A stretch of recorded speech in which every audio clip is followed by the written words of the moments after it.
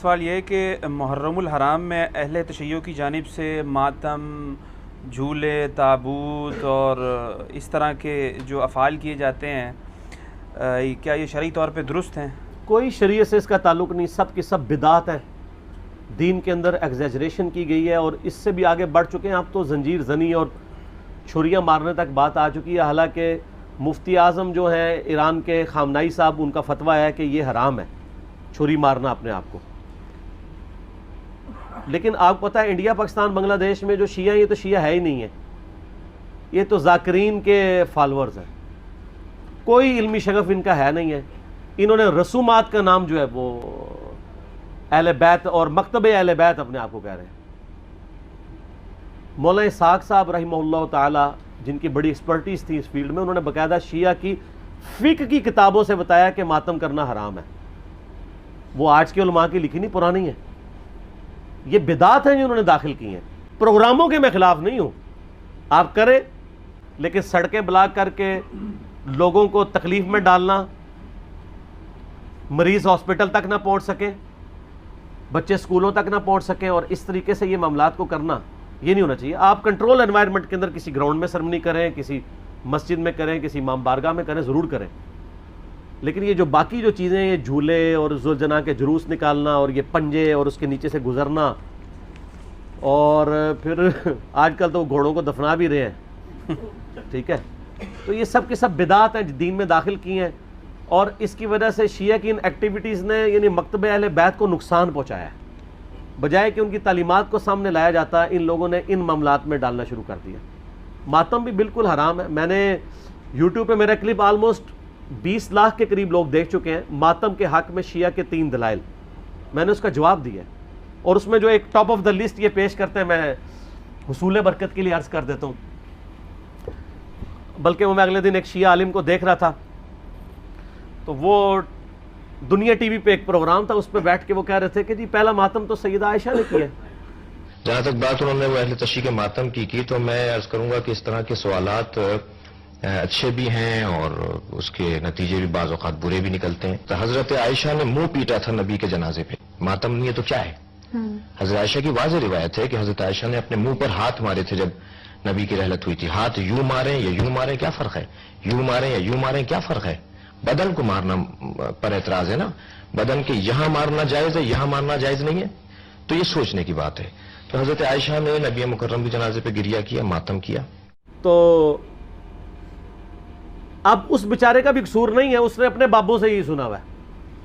उसने मुस्नद अहमद खुद खोल के भी नहीं कभी देखी होगी, सुनी और नहीं खोली भी, तो उस बेचारे ने कहां से खोलनी है, जिनकी अपनी किताब है। हमने बहुत पहले रिकॉर्डिंग करा दी कि मुस्नद अहमद में आगे अल्फाज हैं, सैयदा आयशा कहती हैं, इतना हिस्सा तो बुखारी मुस्लिम में भी मौजूद है कि नबी इस्लाम की वफात मेरी गोद में हुई। तो सर, इससे सैयदा आयशा की यह फजीलत तो साबित हुई कि अल्लाह ताला ने अपने महबूब सल्लल्लाहु अलैहि वसल्लम को सैयदा आयशा की गोद में वफात दी, तो ये फजीलत भी तो साबित हो रही है ना। तो ये भी फजीलत फिर माने ना। जैसा कि अहले हदीस जब वो मौज़ों पे मसे, जुराबों के मसे की बात शुरू करते हैं तो कहते हैं वो तो बुखारी मुस्लिम में पगड़ी पे मसा की भी हदीस है। तो हम कहते हैं इससे सिर्फ पगड़ी का मसा नहीं, पगड़ी भी तो साबित हो रही है ना। लाल रुमाल लाओ तो पगड़ी पाओ। तो शिया जब कहते हैं कि सैयदा आयशा की गोद में नबी इस्लाम की वफात हुई, तो सैयदा आयशा की तो फजीलत साबित हो रही है। फिर वो बुखारी में वाक़या भी है मिसवाक वाला। तो मुस्नद अहमद में आगे अल्फाज है कि सैयदा आयशा कहती हैं, जब नबी इस्लाम की वफात हुई तो मैंने आपका सर तकिए पर रखा और बाकी औरतों के साथ मिलकर मैंने अपने चेहरे को पीटना शुरू कर दिया। वो कहते हैं नहीं, देखें नहीं, मातम का आगाज़ तो वहीं से हुआ है। लेकिन इसके आगे अल्फाज है कि ये मेरी कम उम्री और नासमझी का नतीजा था। तो अगर ये उन्होंने सवाब समझ के किया होता तो कहती कि ये मेरी मैच्योरिटी और सवाब के हुजूल का जरिया था। तो सैयदा आयशा का रुजू साबित है। यहाँ पे भी एक दफ़ा जिन दिनों में हम मुनाजरे वगैरह कर लिया करते थे, यानी आज से 10 साल पहले की बात करूँ, तो एक शिया जाकिर आए तो वो भी किताब उठा के अपनी ले आए कि जी ये सैयदा आयशा ने। मैंने कहा यार तुम्हें भी धोखा दिया कि हम मुस्नद अहमद खोल के आपको दिखाते हैं, ये तो हमारे हक में दलील है। तो ये आधी रवायतें बयान करते हैं। तो सैयदा आयशा का कोई मातम साबित नहीं। दूसरी दलील ये वो कुरान पाक से लेते हैं कि जब फरिश्तों ने आके बिशारत दी सैयदना इब्राहीम की जो पहली बीवी थी सारा कि उनके यहाँ भी अब औलाद होगी, तो उन्होंने हैरानगी में अपना चेहरा पीटा था। जैसे औरतें कहती हाय, अब बुढ़ापे में एक 80-90 साल की बुढ़िया प्रेग्नेंट हो जाए तो वो तो परेशान ही होगी ना। ये उन्होंने, ये तो नहीं था कि हर साल वो चेहरा पीटना शुरू कर देती, एक वाकया था और उसे मातम का सबूत निकाल लेते हैं। यानी कोई बात देखा करें, इस तरह चीज़ों का सबूत नहीं निकलता। और तीसरा वो कहते हैं वैसे करनी ने दांत तोड़ दिए थे। देखें, इसमें तो मैंने इतनी बड़ी इनको फकी दी है कि वो तो क़यामत तक भी डकार आते रहेंगे उसके। हाँ, मैंने बताया कि बुखारी मुस्लिम दोनों में मौजूद है कि सहल इब्न साद अस्सादी रज़ी अल्लाह ताला अन्हु कहते हैं कि अल्लाह की कसम मैं जानता हूं कि ग़ज़वा उहद के मौके पे जब नबी सल्लल्लाहु अलैहि वसल्लम के दांत शहीद हुए थे और आपका खून नहीं रुक रहा था, तो किसने नबी अलैहिस्सलाम के ज़ख्म को धोया था और किसने मरहम पट्टी की थी। तो उन्होंने बताया कि ढाल में सैयदना अली जो है पानी लेकर आए और ढाल को उल्टा करें तो प्याला बन जाती है, तो सैयदा फ़ातिमा उस ज़ख्म को धोती थी और जब खून नहीं रुक रहा था तो सैयदा फ़ातिमा ने एक कॉटन का कपड़ा जला के उसकी राख रखी तो वो खून रुक गया। ये साल इब्न साद सादी आले उमैया के दौर में सैयदना अली की फजीलत बयान किया करते थे बुखारी मुस्लिम में, कसमें उठा उठा के, क्योंकि हज के मौके पे लोग उनको आके मिलते थे कि अब चंद एक सहाबा जिंदा रह गए, उनमें से एक ही हैं, तो वो फिर आले उमैया के दौर में मौला अली के फजाइल बयान करते थे। तो मैंने ये फकी दी है कि जिस शख्सियत के सामने दांत शहीद हुए हैं उसने तो अपने दांत नहीं तोड़े। ज्यादा इफेक्ट तो उस बंदे पे हो जिसने अपनी आंखों के सामने मरहम पट्टी की, यानी सैयदना अली और सैयदा फातिमा, इन्होंने दांत तोड़े हैं दोनों ने। क्या तो क्या अवैसे करनी को आप उनसे बड़ा आशिक़ रसूल कहेंगे?